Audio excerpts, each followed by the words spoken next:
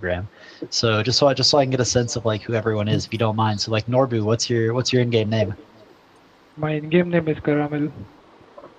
Caramel? Like caramel? Yeah, yeah, Okay, yeah. perfect. And then Lavish, what about you? It's lavish only in game. Okay, okay. Nice. Stable, steady. All right, Sahil, what about Yes. you, bro? One tap god. One tap God? Oh, Yes. oh no. Terrifying. And then we have the AK demon right here. Do I even need to ask? Like, is that the Okay, perfect, perfect. And then Sahil, Yes. so what about you? One tap god. No, the other one. No, the other Sahil. Sahil, Oh, no. Sahil Yadav. my in-game name is Max. Sahil's. What's that? My in-game name is Max. Max. Okay, okay, perfect. All right, and then Suvam, what about you, bro? Yeah, it's La Flame. What's that? La Flame. Okay, La Flame. Got it. Perfect.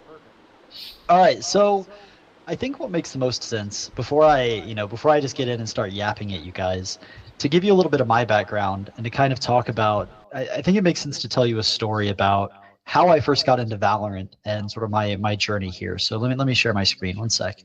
This is something that it's a story I don't tell very often because well nowadays I'm kind of in a it's funny, I'm kind of in like a different world sometimes. But let me bring this all the way back up. There we go. So let me share my screen, window, Chrome tab, bang. So there we go. So you guys should be able to see this. You guys should be able to see this. And I want to give you a little bit of my background and start by telling you a story of one of the most recent teams I coached. So I have been competing for a very, very, very long time. I've been competing since I was 15 years old professionally, and before that I've been competing since I was 9 years old.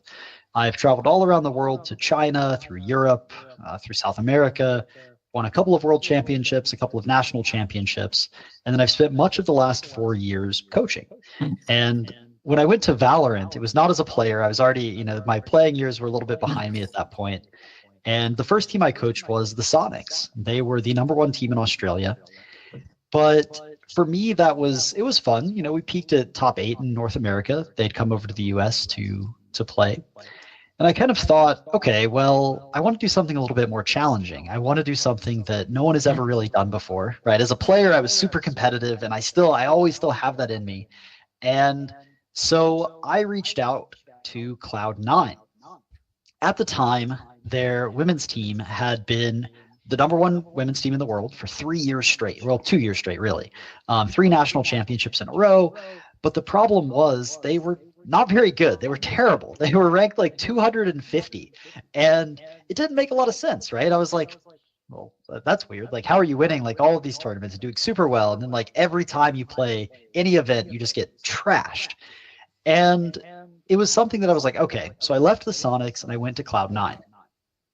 And every time I come to a team, this is something that you should take away into every team from here until forever. There are really 2 things that I try to instill that are, in my experience as a player, as a coach, I've never known these not to be true. If you have these 2 ingredients, everything else is easy. Everything else is just like, it's not easy. It's never easy, but it's so hard to fail if you have these 2 things. I cannot stress this enough. The first one is you have to be a good teammate. And we've all done this. We've all been terrible teammates to each other. We miss a shot, and what do? On the microphone, right? Like, or we see like we get 3 kills and they hit our site, and then guess what? Our team gets 2v4'd, and we're like, bro, it's fine, guys. Like, whatever. Like, who cares, bro? You have to be a good teammate. If you don't have this, like, nothing else matters. Because here's the thing, and you guys have all been here. We've all been in ranked.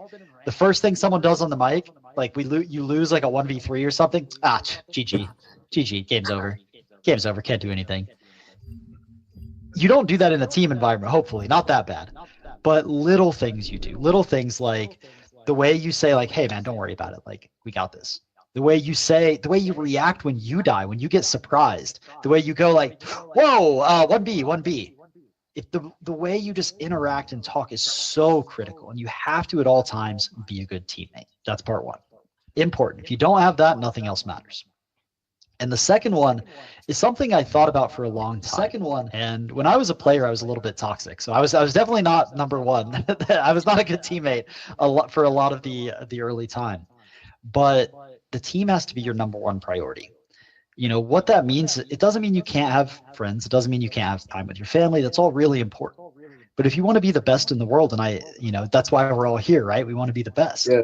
And so if you want to be the best in the world, the team has to be your number one priority.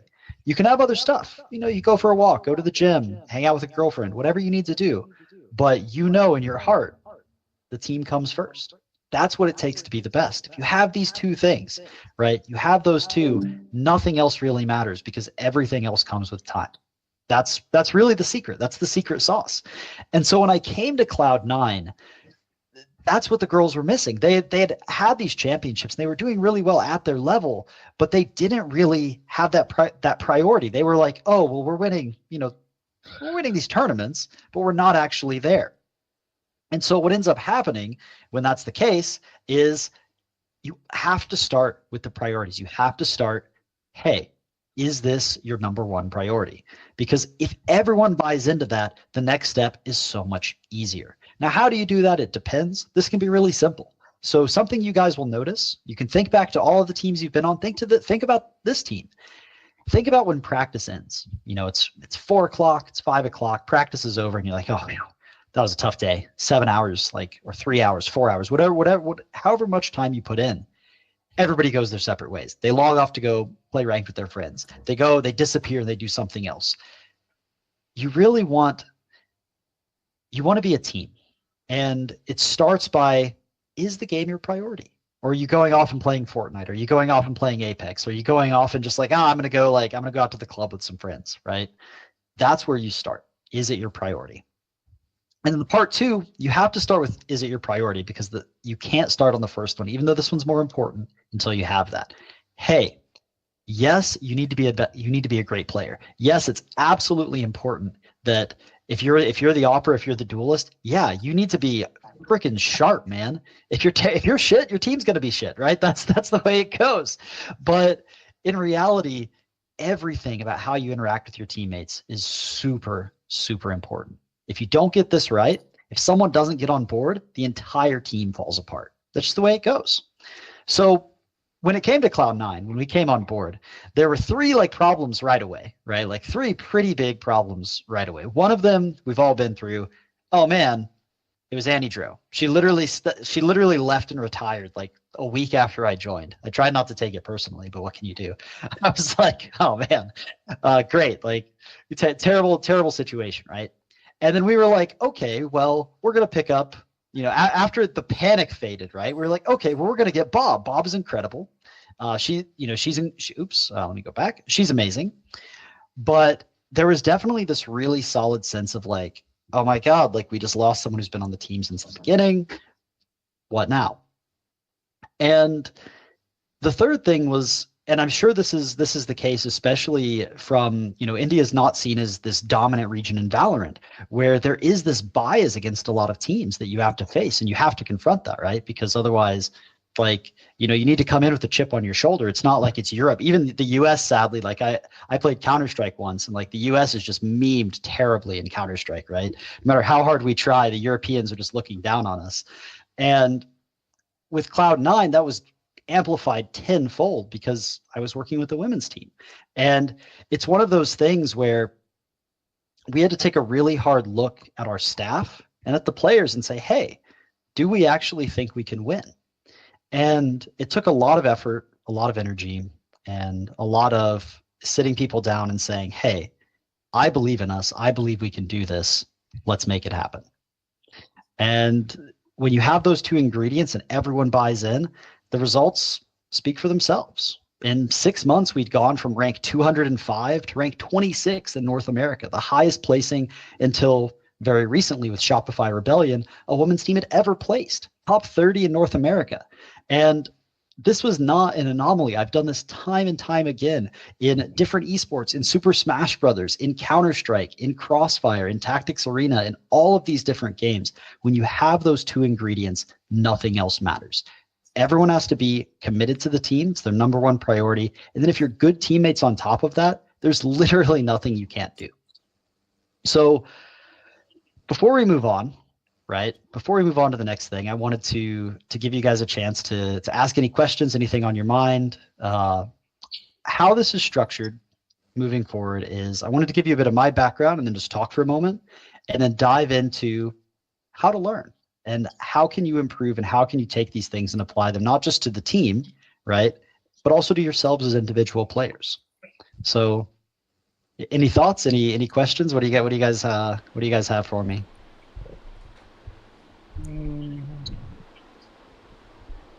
Nothing now? Nothing.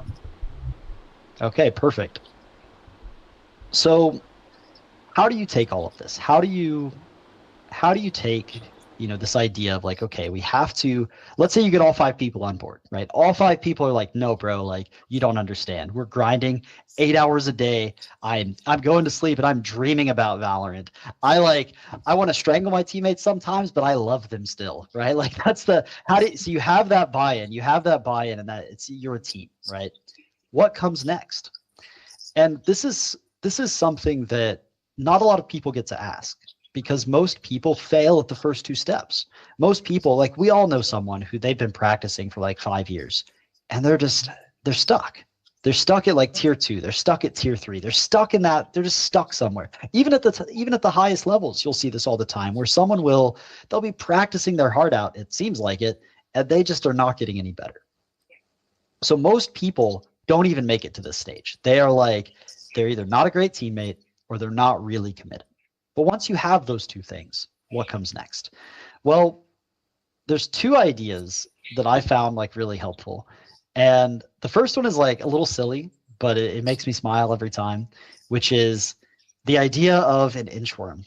And so the inchworm is this ugly little insect that it moves by squishing its butt up and then it stretches out. And then it squishes its butt up and it stretches itself out. And this is a really important concept because that's kind of how improvement works, right? When you're getting better, you're not just improving at your peak, right? So think about this for a second. Let's say your worst game is back here and your best game is over here. And then most of your days you're somewhere in the middle. If all you did was improve your best, you're actually not getting any more you're getting less consistent because your best is getting further and further away from your worst, right? Like an inchworm, it stretches out. And then to become more consistent and to play at a more stable, higher level, well, you have to work on your worst. Then you play more consistent because the range in your game is smaller. And so think about this for a second. You guys, one tap God, right? The one tap God hops into a deathmatch server and is like, dude, I'm just gonna headshot some people for the next 5 hours. Well, guess what? That's gonna make your best better. Now, when your aim is on, oh, it's lights out. You're literally, it's a Terminator, human robot in the server. But if you don't take the time to say like, okay, I've got this high level now. If you don't take the time to bring the butt of the inchworm up forward, all you've done is make yourself less consistent. That's all you've done. And so, yeah, your best is going to get better, but does that really matter if half the time, like you get frustrated, you get tilted, and now it's like, dude, like I'm better than these guys. I know I am. Like I literally, when I'm on my game, I can one tap. There's not a chance. They have nothing when I'm on my game. We've all been there. We can all relate to that because that's how improvement works. You get better, and you're like, I don't get it. Like, man, when I'm on fire, there's nobody who can touch me. But that's not how improvement works. It's 2 sides. So understanding this is like a secret weapon because what this means is you want to work on both sides. So as you improve, you hop in a server and you work on your one taps for like 4 hours. Well, that's great. Now your peak is higher. Now you need to go and work on the backside of your game. You need to bring it forward and move like an inchworm toward whatever goal you have. So what that might mean is saying, okay, look, my aim is really good and I've got it to a point where like at my best, untouchable. Okay, what am I doing when I'm playing really bad? When I'm tilted, when I'm playing like shit, okay, what does that look like, right? What does that actually look like? That is where you become much more consistent. And this is something that a lot of people, again, they just overlook because what does everybody tell you? Oh, watch VODs and deathmatch a lot. one of the downsides is there's another type of player who doesn't hop in and deathmatch for 10 hours. All they do is watch VODs. This is like, I don't know who your IGL is, but the IGLs are usually guilty of this. And what they do is they say, look, I'm not going to work on this top end. I'm just going to study VODs and fix mistakes. And what tends to happen is the IGL is now like, their peak is not up here. And so like, yeah, they're a little more consistent. They're like, you know, they're always like pretty stable, pretty steady. They might have a game every now and then, but mostly they're in this tight range because all that, not every IGL, but most IGLs tend to work on like the back part. And how you really like get to that next level is you take both in at once. You say, okay, I'm going to spend 3 hours working on this. Then I'm going to spend 3 hours bringing the back part of my game up. Now you're actually moving forward as a whole. So that's the first part. You get this down overnight, you're going to improve dramatically just because your progress is now, you're not spending 100% of your effort just getting less consistent. You're actually working on the part where your game is going to improve the most. And so that's step one. Step two is something that it's easy to think about, but this is very easy to forget. And it's always frustrating when you forget this, but it's really important. And that is this idea of multiple levels of what they call it competence. And so there's 4 levels. The first one is unconscious incompetence. It's level 1. And what this means is you don't even know what you don't know.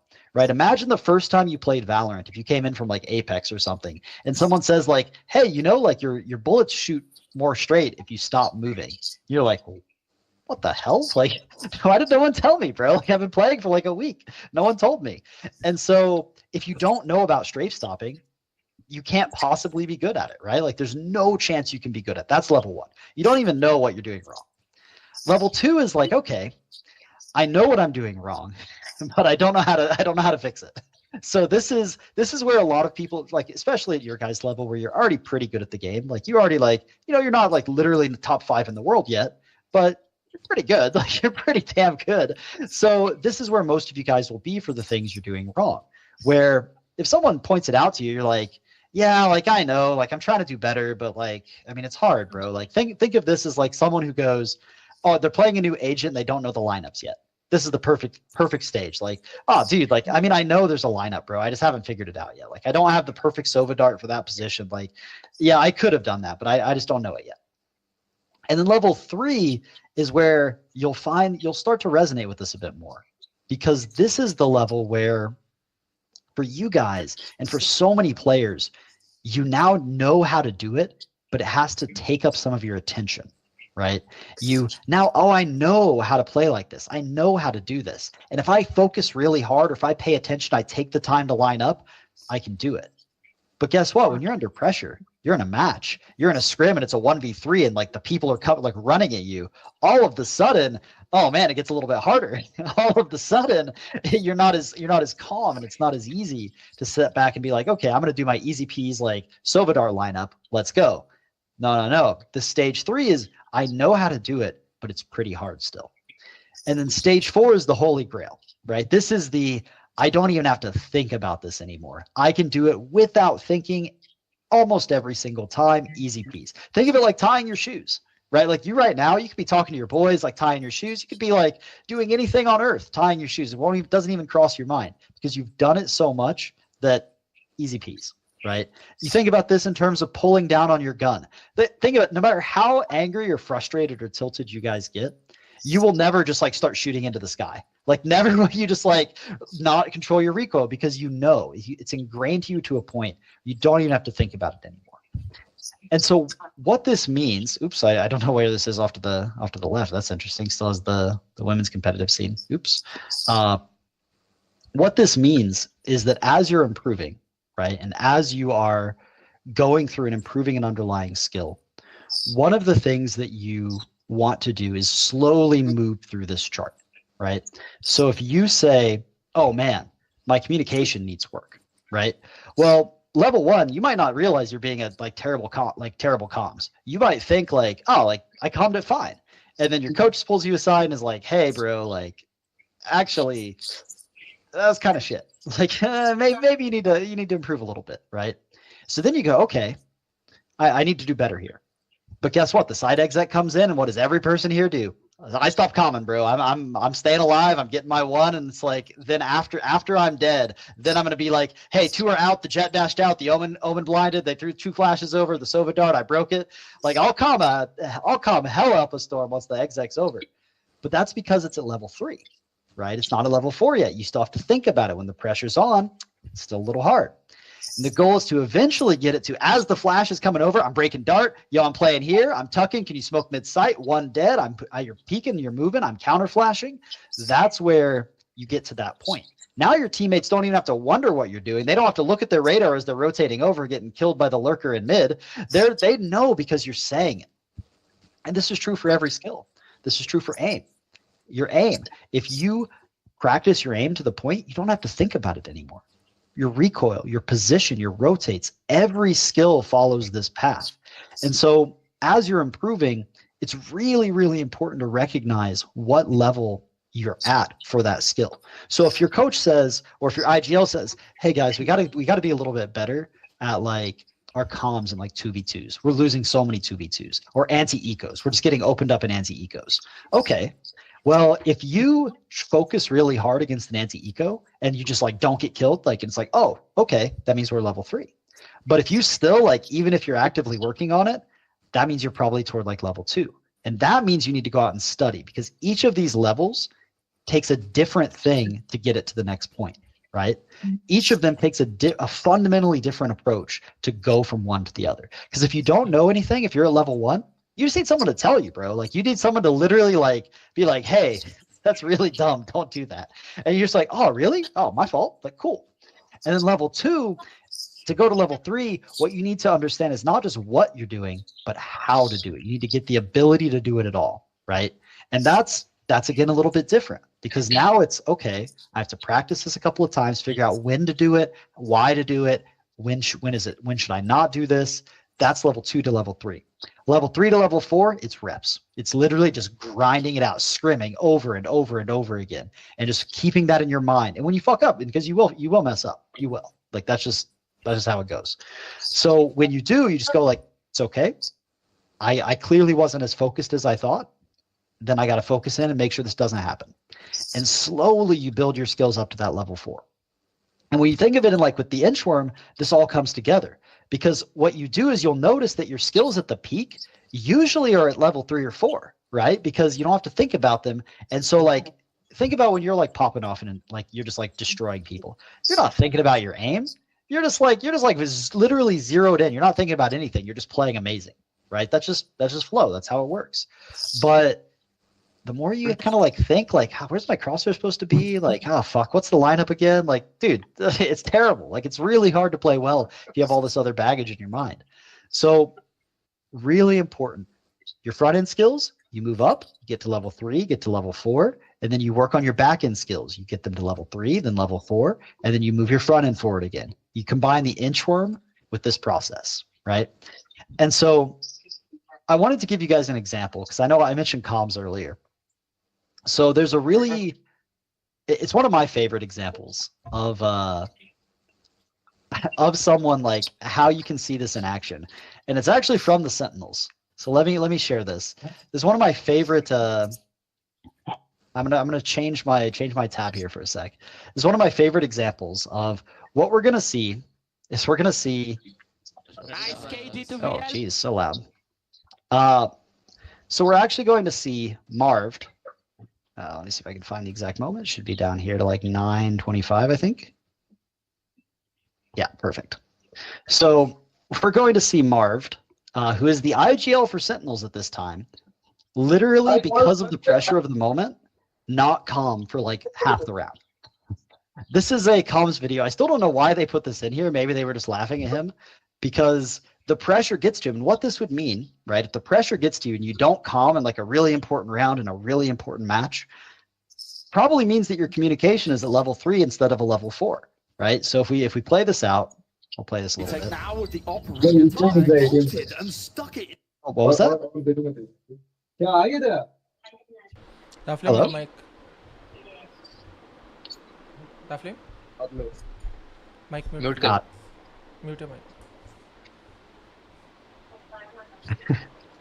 No worries, no worries. So this is an example. Marv basically ults into mid, and I will count on my hands the number of times he talks, right? So like, I'm not sure how familiar you guys are with Marv's voice. So I will count on my hands the number of times he talks. Like as we're going through, I'll dial them off.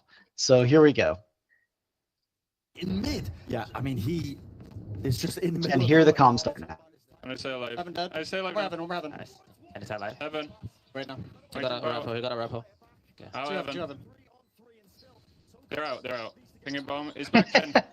No plan for you. He doesn't say anything the whole time he's flanking through mid. If we go back, he has time to shift walk all the way from here. And the only I can't comm figure, he I told makes, you now. Look, the only comm he makes is they're out, they're out. And it's like, okay, clearly he needs some work on the back end of his communication. And this is Marv when he was IGLing for Sentinels. So it happens to everyone, right? Like don't feel like overly pressured, like, oh man, like if my comms aren't like automatic and perfect at this level 4 all the time, then I'm like, oh, I'm such a shit player and like I don't deserve to be it. No, that's not how it works at all. Every player has to go through this process. And even the best in the world have moments like this where I'll watch it again just because I'll count the seconds that he's flanking. It's so fun to me. It's just in the middle of nowhere now. So I say 1, alive. Heaven dead. I say Two. alive. We're heaven, we're heaven. 3, And it's alive. Heaven. 4, Right now. 5, He got a raffle. He got a 6, raffle. 7, Heaven. Two heaven. 8, 9, They're out. They're out. Pinging. 9 seconds of just literally like, and it's funny because obviously that's not ideal. And you can easily imagine like with you guys, it'd be like, dude, like you got to call that you're flanking so we know to stay alive. Like, what are you doing? Like, but the reality is it's every level that has this. And so these are a couple of concepts. I want to reiterate them here because they're so important and then get into some practical ways that you can do this for like VOD review and bring this into other areas. So the first 2 ideas are for the team, right? For the whole perspective of the team, which is every person needs to make sure that you're prioritizing the team and you're being a good teammate, right? That's different things for different people because, some people, I've been in IGL most of my life. Some people, they don't appreciate the joke after a loss. They don't want you to talk to them. They don't want you to touch them. They don't want to look at you. They just want to be like, bro, I'm fine. Just I need to cry for like an hour, right? And I'll be cool. Like I've cried so many times after a loss, bro. It sucks. And other people, they want that connection, right? They want to know. And so part of being a good teammate is seeing like the people around you, what they need and being that for them, right? It's not about you, right? Everything is about the team. That's really what it is. And if you can have that mindset, it's okay. Like everyone's an asshole sometimes. I hate to say that, but like everyone is sometimes. But if you know it's coming from a place of like the team is first and they care about you and they care about you more than putting themselves forward, dude, it's easy to forgive. It's so easy to forgive someone if they're like a dick to you every once in a while because like it's that they care about the team. And then the second thing is exactly that. Putting the team first. It's your number 1 priority. If you have those 2 things, whatever team you're on, whether it's, you all get bought out, you're all in VCT next year, 2 years from now, whatever team you go on, if you bring those 2 things, the team will instantly be better because you are there. I would any day of the week take a tier 3, tier 4, tier 2 player over a tier 1 player if the tier 2 player cared and gave a shit. Any day of the week, every day of the week. It is the single most important thing you have other than being a good teammate. That's for the team. You have to bring those 2 things. If you can, your teams will literally overnight change every single time because those are rare. Even at the tier 1 scene, it's rare. So for like more than 15 years now, it's something that even at the top level is rare. And you see this in Valorant. You see this in Valorant where some players will, thankfully it's changing a little bit, but players would make it to the top and then start streaming a lot more. And it's like, bro, like if you were practicing 10 hours a day, why are you suddenly streaming for 6 hours a day? Like what's going on here, man? Like what changed?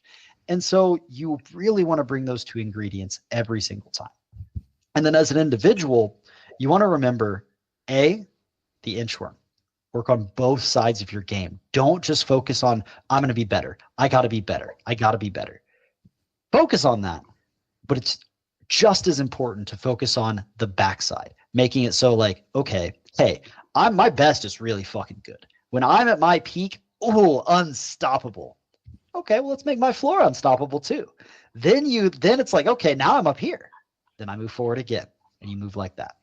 And then as you're learning and as you're progressing, go through those 4 steps. It's really important. Go through those 4 steps and make sure for whatever skill you're working on, if it's your comms, figure out what level you're at. If it's your aim, if it's your positioning, figure out what level you're at. You should be at the point where whatever you're doing in game, you don't have to think about. Why do you have to think about it? You've done it 1,000 times. Like, you can be like laughing with your friends, like, dude, like, bro, do you see what this guy's like, as you're throwing the most god tier Viper lineups on earth? Like, you know, like that's the level you want to be at. Now, it's a goal. Like, again, it's a goal. It's not, you know, it's not like you can wave a magic wand. If you could wave a magic wand and have all this, like, it wouldn't be worth anything. The reason it's worth something is because it's hard, right? But you bring that mindset into your individual performance. And what will happen, you bring all 4 of those things, is your team overnight way better. You as a player now, every single day, you're better and better and better. And not only is your best better, your worst is better. Now, even on your bad days, even on your worst days, you're beating these people. And it's like, wait a second, what happened? Like, now, right now, if you have a bad game and you don't take this approach, it doesn't matter how good you are. If you have a bad game, like some tier 2, like tier 4, nobody's can beat you. Like who are we losing to, guys? Like, what happened? You work on both sides, doesn't happen anymore. So that's those 4 ingredients. That's really what you want to take away and do. And I wanted to, you know, I see you guys. I know it's toward the end of your practice time here, so I appreciate you listening to me. But I wanted to also take you guys through a few practical tools. So this is all very big picture stuff. Like, okay, really cool read, like really cool x0tek, but like, what does this look like, right? What does this practically look like? We all get in a server as a team. Like, what does all this look like, right? Well, I want to take you through some of that and show you kind of how you can both apply this as a team and then some ways you can apply this as individual players on your own. So let's talk probably about my least favorite thing as a player, which was VOD review. VOD review is kind of iffy because some people love it. It's like cocaine to them. They just run to it. They're like, oh yes, I can't wait. I cannot wait to like watch this. Like, oh, it's going to be so fun. And other people are like, they're pulling out their phone. They're looking around, like, you know, they're like half asleep. And that was me. That was definitely me. And it took me a long time to realize why. And it's because as a player, I knew what was going wrong most of the time. And like, I would watch back around and I would just be like, yeah, guys, like, I know what I did wrong. Right. Like, dude, like, I know like, we don't have to watch this. Like, we know what happened. We already talked about it. And then the team's like, no, we have to watch over this. Like, let's go through it.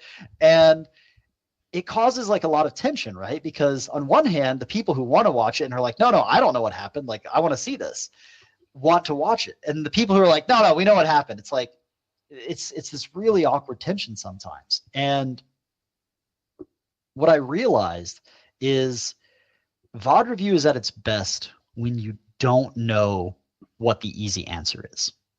And what I mean by that is VOD review is at its best when you are like, okay, I don't know what the hell I could have done. The way they exec, dude, I was lost. I got smoked every time. Like, bro, like I have no clue. That's when VOD review is solid gold. Because what that does is it answers a specific question. This is the problem most people have with VOD review, is it's not specific enough. What ends up happening is everybody gathers around. It's not really that fun. Half the people are falling asleep. And 30 minutes in, now everybody's falling asleep. It ends up being like the IGL and maybe the coach who's like chiming in, going like, so guys, like now let's look at this round. And people are like, what? Yeah, no, yeah, I'm paying attention. Yeah, I'm paying attention. And in reality, no, they're not. No, they're not. It's why, like, and you've all seen this as well.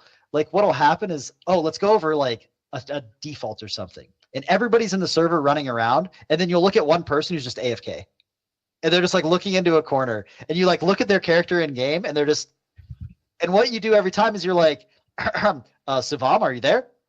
Yeah, I'm here. you see them grab their mouse again, and it's every time, and that's what happens with VOD review when you're not specific enough. So what you use VOD review for is, so let's say it's a scent, because I'll pick a scent since that's the video we're watching, right? So let's say it's a scent, and your team just gets smoked. The other team rushes B like 5 rounds in a row, and you just get wiped out. If you think you like know, and you're like pretty confident, like, oh man, we were like messing up X, Y, and Z, way better, like a way better use of time than sitting in and like going over like the specific details. If you're pretty confident, you know, is instead build a plan. Hop in a server, still involve everybody, still make it a team effort, but hop in a server and say, hey, okay, we know how to stop it. You guys on the site, tell us how. Explain it to us. So what if we swap sites? What if the rest of our team has to play against this? Show us how. Let's come up with a plan.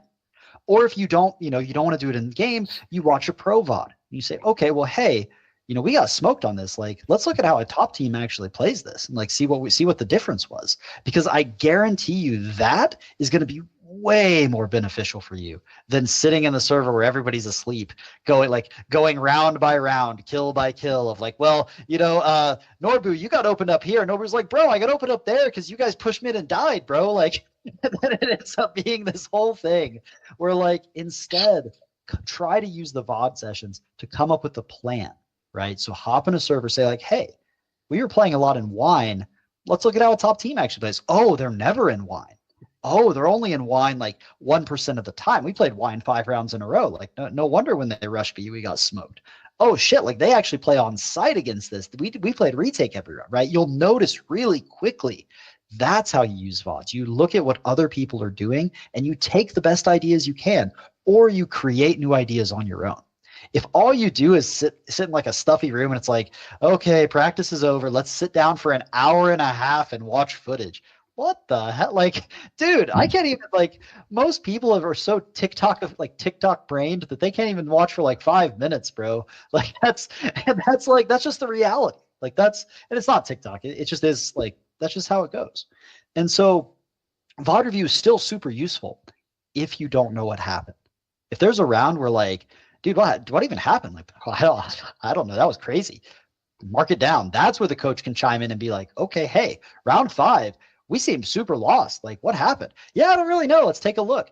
Oh, I see what we did wrong. XYZ. Okay. Done. Took you 2 minutes. Took you 4 minutes, 5 minutes, and then you're done with the VOD. Now you can go into the server and come up with ideas. It's way more engaging, way more fun because people are actually inputting, not just having someone yap at them for an hour during VOD review. Sorry, guys. But it's that's the secret. Make sure your VOD review is going to be something that is practical and is answering a question. If all you're doing is trying to find mistakes, you're going to find mistakes. We just watched Marv flank and no-com for 10 seconds. Like, you're going to find mistakes if you look for them. Waste of time. Well, not complete waste of time. It can be useful at like lower levels, especially, or if you like know nothing about a team, but you guys play together all the time. You know what you're messing up, especially the players know what they're messing up most of the time. And now there is some wiggle room. Like, obviously, if the one-tap god is wide swinging mid and like losing the one-tap fight 10 rounds in a row, like, bro, come on, the team's trying to practice here. Don't just wide swing mid 10 times in a row, bro. Like that's where like there is some balance here. But as a rule, VOD review is mostly for answering questions, and you're going to find that it's way more enjoyable and way more practical and way more useful. So that's the first thing. So that's as a team. Like, how can you take this as a team and be like, all right, this is what we're doing. The next thing is as individuals, right? Okay, so I see my inchworm, I want to move my front end and my back end, and I know that I have to go through these 4 steps, but how do I know what to work on, right? Like, how do I practice some of these things? So some things are kind of hard to practice, right? Because you want to go into ranked and practice, I'll play B-side ascent like 10 times, or I'll play B-side fracture, or I'll play B-main fracture, and I'll do that. But like, nobody comms in ranked, nobody throws good util in ranked, and it's completely different. And so how do you practice then as an individual? And it is hard. Valorant's one of the hardest games to practice consistently in. It really is. There's not a great, unlike Counter-Strike, there's not a great like retake server. There's not a great deathmatch server. It is really hard. And I imagine in India, it's not any better than it is in America or in Europe. I imagine it's just as bad, if not worse. So it's one of those things where you have to go into it with the mindset of like, I know that queuing ranked, my practice is going to be limited. And you just have to not care. You have to like accept that it's going to be limited. And if you do that, if you can accept that it's going to be limited and still focus on just the few things you can practice, so like your aim, your positioning, your own comms, your own utility, if you go into it with that mindset, you can't be tilted because rank's going to be terrible. It's going to be bad going into it. So being mad is like if you saw the weather forecast and it's like tomorrow in Mumbai, it's going to be hot. Ah, dang it. Like, you knew it was going to happen, bro. Like, that's like, they told you it was going to happen. Like, why are you upset? Like, it's the same thing with ranked. You know for sure it's going to be terrible. It's a guarantee. Even if you 5Q with your friends, eventually you're going to have bad, terrible games. That's just the way it goes. Being mad about that when it happens is just like being mad about the weather. There's no difference. So when you go into it, know that you're going to have limited practice. And accept that. Focus on a couple of things. I would suggest picking 2. I always picked 1, but there's some research that shows you should pick 2. Pick 2 things and just say like, these are the 2 things that I care about. That's it. I care about my crosshair placement and my early round positioning. I just don't want to get caught out by any fast plays, and I want my crosshair placement to always be amazing. Focus on that. Don't need teammates for that. That's all you care about. Play a couple of ranked games. Cool, you got great practice. Next time you play, okay, I'm actually going to focus on my comms. I want to comm super well this ranked game. There you go. Practice that. Doesn't matter what your teammates do. You can still comm. I mean, it sucks when no one responds, but like, what are you gonna do? It's Valorant. Unlucky. That's the downside of Valorant. Amazing game, but not the best ranked experience, unfortunately. But yeah, so that's how you approach this as players, where you really just want to accept the things that you can control and then pick 1 or 2 things to work your way through that process. And don't just pick the things you're good at. Remember the interim. Don't just pick the things that like, oh, I could be like XYZ. Work on the back end too, and you're going to be way more consistent. And because of that, now you can work on your peak and hit higher than ever spots. So yeah, any questions on your guys' end? I know I've been talking for about 45 minutes. I wanted to give you guys a chance to ask a few questions and see if there's any particular things on your mind or things I can help with. So go at it. I'm here to help. One thing I want to ask you, this is just something which we have introduced in our team as well. Like the things you said, learning levels basically. So can you please just say a little bit about the importance of setting your own goal for the day? And just for example, that identify your level, that you are at level 2, and this like obviously there would be a lot of things that you need to work on, right? So in a lot of things, maybe you are in level 2 for this thing, maybe for your comms, you're at level 3 for your like lineups and everything, right? So making sure that okay, today I'm gonna be working on my comms, setting that as a goal, and then making sure that you're going to level 3 and just focusing on that rather than just focusing on every other thing. Yeah.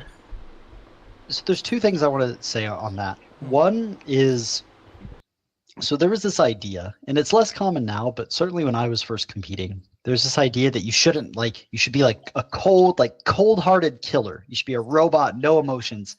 And I think that's bullshit. Like, I'll be honest with you guys. I think that is the dumbest thing on earth. You have to care. You have to care. And it doesn't mean you have to be like excited and like jumping up and down. Like, some people are calm. Like, some people just are naturally like, I'm chill. But you have to care. You have to care so badly. And so when you're thinking about your improvement, don't ever fall into the trap of just going through the motions. Like, every day you should feel like, someone's holding your grandma over a vat of acid, right? Like, every day you should feel like, man, I want to make this work. I'm excited to make this work. I want to, like, you even if you have to trick yourself, like I used to like literally make up in my head Like I would write on sticky notes like what I would imagine like the other team's shit talk to be, and I would put a sticky note on my monitor. And then that way I would like whenever I'd be practicing, I would look over and be like, oh, those. I would be so mad for no reason, but you have to care. You can't like ever just go through the motions. You have to like whatever it is for you. If it's for me, it was like I said, my grandma for a vat of acid. For me, it was sticky notes, right? Like I would do that, but you have to care at every point. You can never just go through. If you find yourself going through the motions, take a moment. Take a moment and be like, hey, like I gotta chill for a sec. Yeah, what's up, Suvam? Yeah, I wanna ask you, what is the most common issue you find in duelists? You know, like the most common issue you find. Yeah. So I'll answer that, then I'll get back to the rest of your question, Kunal. Yeah. Okay. So I think that with duelists, it really depends because you have typically duelists tend to be some of the most mechanically skilled players, and because they're always going so aggressive, they actually tend to be really, really good at reading the other team. Like you have to be, because if you make the wrong decision, you just get murked. Oh man, they four stacked. Like, oops, they were waiting for me. You just get a sixth sense. And so what's interesting about that is that duelists tend to be really bad at recognizing when they're not actively reading the game anymore, because they don't think about it. And so it's not like something in their head where like if it's an IGL, the IGL is like, oh my God, I haven't adapted. A lot of the time, and you'll see this on like Haven. Haven's the perfect example. So are you the duelist, Suvam? Or Yeah. So I bet you've seen this before, where you come in and like you're holding the A cross on Haven, and you're like, bro, they're just never coming A. And then the one time they come A, they smoke you off. And you're like, I give up, bro. Like this is so dumb. But you know when you're playing well, you're not just holding A, you're pushing up, you're pushing mid, you're going down C long, you're pushing everything, you're finding those gaps and those timings. And so I think that one of the, other than all the basics, like the mechanics, the communication, one of the things duelists most, that like elevates them the most, is when they go, okay, I need to be like reading the game. Oh yeah, duh, I do that all the time. Okay, I'm back. And like that's the trap they fall into the most often, because you know this, like when you're playing well, bro, you're a good duelist, like bro, it's lights out. You're telling your IGL, hey, I want to push mid. Hey, can you flash for me? Hey, can you dart here? I want to dash here. Like that's when you're playing super well. Like you can think back to those rounds. I'm sure you could play them back in your head right now. Like, oh yeah, I do like doing that. Wait a sec. Why don't I do that all the time? Like, wait a second. And that's one of the biggest problems duelists have, is that they tend to like not make those adaptive plays and those reads. And you still have to trust your IGL. If the IGL is like, hey, no, we're going to stack B. Yeah, that's your job to stack B. But you should almost be like, okay, sure, let's stack B. Hey, this round, you guys stack B. I'm going to go mid. Swap with me. Like that's where, like that should be your mindset of like finding those plays. And that's the biggest weakness I see in a lot of duelists at like mid to high levels, where they stop making those reads for a lot of reasons. Sometimes they lose confidence. Sometimes it's just like, I just wasn't focused. But it's usually like, it's a good way like to snap back into the game. So, and then for goals overall, yeah, goals are really important. I don't think it has to be that rigid. As long as you know in your head, like you care really badly, and you've thought about like what you need to work on. This is where having a good coach can really be helpful, and where like playing together as a team can be really, really helpful. And not to throw anyone under the bus, right? But I bet not everyone here on this team has asked other people, hey, what could I do better? More than once or twice. I bet but really like every day, like think about it. You guys are teammates. Every day, all of you should be like, hey bro, like, what do you think of that like mid push I did? Like, do you think that was smart? Like, what do you think we could do better? Every day, every like scrim even, like, oh bro, like I really like that. Like, do you think we could do like XYZ? Or like, oh, do you like the way I rotated there? Or like, do you think my comms were good? Like, you guys are your best resources for each other. And so every day you should be like talking, even if it's not as a group, like even if it's just like messaging Sunil on Discord, like, yo bro, like, do you think like, did you like that flash I threw? Or do you think like it could be a bit better? And he's like, maybe it could be faster. Or like, it didn't really help. They weren't blind. Like every day you could be going in and like learning from each other and helping each other.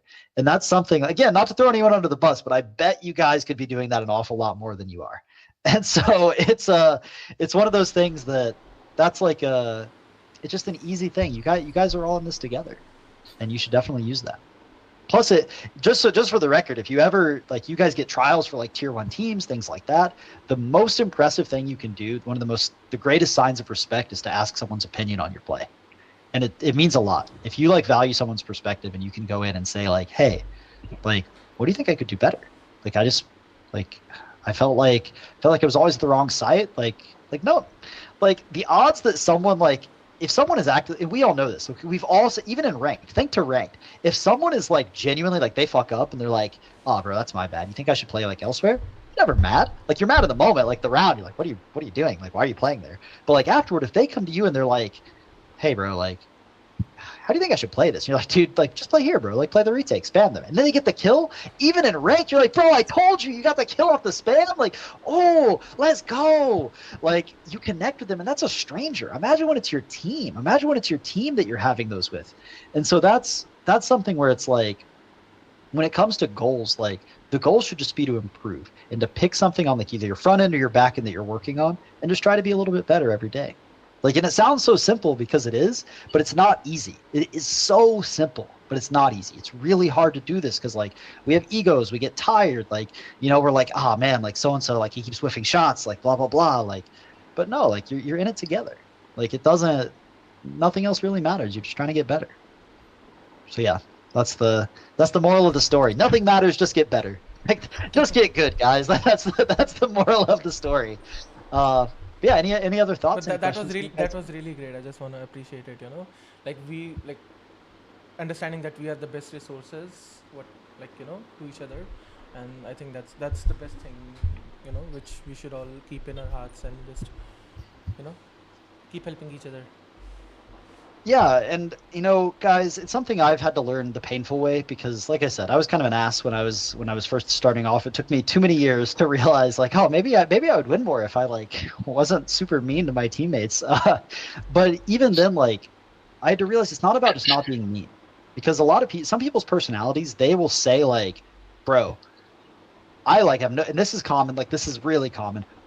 So we've all known this, but some of us are this person. I'm not going to name names. I don't know you guys, but some of us are this person where we'll say, bro, I have no problem saying when I'm wrong, but if I'm right, I'm not going to ever bro, I will stand up for my, I will call it out if I see people messing up. But I played that fine, and I'll be the first to, that person. We've all seen that. We've all seen that. Some of us are that. And what you want to realize is that, it's not just about not being mean to your teammates. It's about encouraging them and bringing them on. To use basketball reference, Michael Jordan, best player in the history of the game, played for years and years and years and didn't win. The moment he actually took a step back and cared about his teammates, won 6 championships in 7 years. Literally, that was it. He had a coach who came in and was bro, what are you doing? Yeah, you could score 60 points a game, but you're not winning. What are you doing? And so you just want to realize that being a good teammate is more than just being it is being honest, and it is being blunt if you have to be. So that's important. You can't bullshit your teammates, right? But it's also about being kind and nice and showing them that you respect them, because more than anything, you guys are in this together. No one else will ever care for you guys as much as you care for each other. That's the way it goes. And so if you're on a team, act like it. Act like it in game, act like it out of game, and everything else comes next. Cool. Well, I have to bounce, but thank you guys. Good luck. When's the next match? I don't know what the schedule is for you guys. Next official, I think it's on 3rd April that we have. Okay. Perfect. And good luck. Good luck. Thank you. Thank you guys for having me. Thank you. Thank you very much. It was really great. Of course. I Take care, appreciate guys. Thanks. Thank you. it. Bye. Background कैसा है मेरा? अभी यहाँ से जाना मत. Hello. हाँ hello. नहीं मुझे जानना है. और वो चलेगा. कहाँ जाना है? एक सेकंड में बता देता हूँ ना.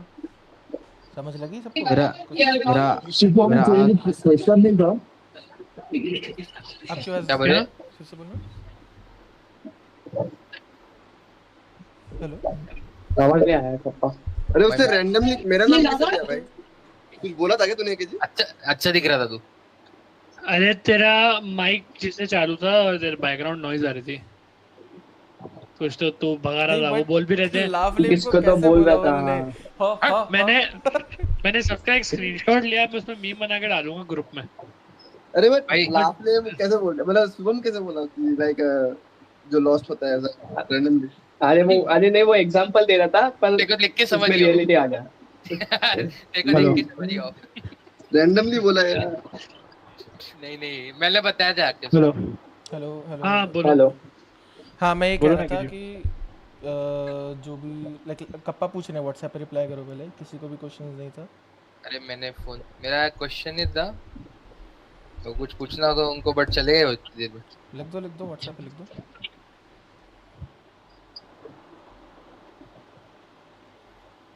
पर सबको मैं समझ पूछने वाला था क्वेश्चंस तो वो बोला आई हैव टू बाउंस, तो फिर मैं कुछ बोला ही नहीं।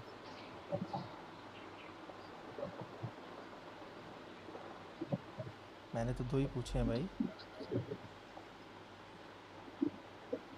अरे मेरे को पूछना था बट वो बोला आई हैव टू बाउंस, तो फिर मैंने पूछा ही नहीं। मेरे को अच्छा क्वेश्चन था मेरा बहुत।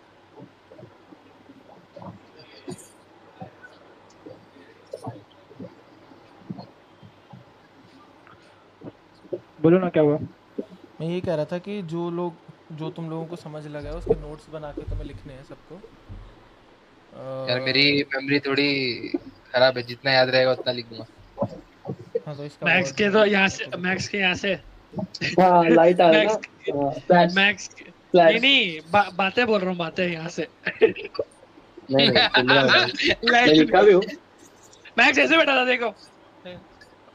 ठीक है गाइस, अपने क्वेश्चंस जो हैं वो व्हाट्सएप में लिख दो व्हाट्सएप को, वो पूछ लेंगे। ओके।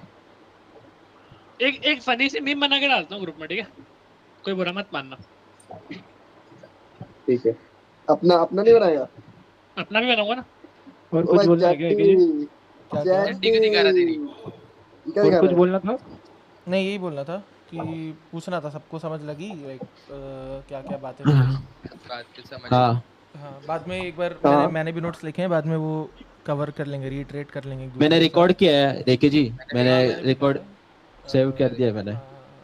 तो बाद में एक मेरा बार लैपटॉप मिल गया, ये मैंने लैपटॉप पॉइंटर्स लिख लिए हैं, बहुत अच्छे पॉइंटर्स हैं मेरे हिसाब से ना।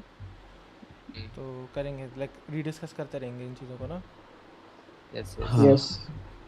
चलो ठीक है, अभी तुम लोग को जाना तो जाओ, तो बस हाँ। अपने वो लिख Yes. लो क्वेश्चंस ग्रुप में। Bye bye. बाय। क्या हंस क्यों रहा है? क्या हुआ? अरे लविश क्या हुआ? क्या कर रहा है भाई लविश? अरे नहीं लविश क्या कर रहा था? क्या कर रहा था? ऐसा करके यार।